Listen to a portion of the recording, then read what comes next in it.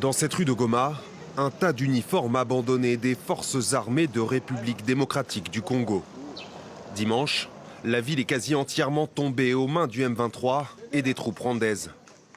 Mercredi soir, pour sa première prise de parole depuis le début de l'offensive rebelle sur Goma, le président Félix Tshisekedi accuse. La présence de milliers de soldats rwandais sur notre sol, leur soutien politique, logistique et militaire à leur pantin du M23, ainsi que leur implication dans l'exploitation illégale de nos ressources naturelles, nous conduisent tout droit à une escalade aux conséquences imprévisibles, mettant en danger toute la région des Grands Lacs. Mercredi soir, le président de la RDC a dénoncé l'inaction internationale, tandis que l'ONU, les États-Unis, la Chine, l'Union européenne et l'Angola demandent au Rwanda de retirer ses troupes.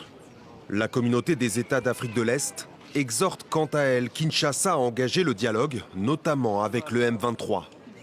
Mais le président de la RDC refuse tout net. Une riposte vigoureuse et coordonnée contre ces terroristes et leurs parrains est en cours. Depuis début janvier, dans l'est de la RDC, les affrontements ont contraint plus d'un demi-million de personnes à fuir leur foyer, selon les Nations Unies. À Goma, où vivent plus d'1 million d'habitants, les combats ont très fortement perturbé les approvisionnements en vivres et en électricité. Faute de courant nécessaire pour traiter l'eau, nombre de ses habitants sont désormais contraints de s'approvisionner directement dans le lac Kivu, au risque de s'exposer à des maladies infectieuses, comme le choléra.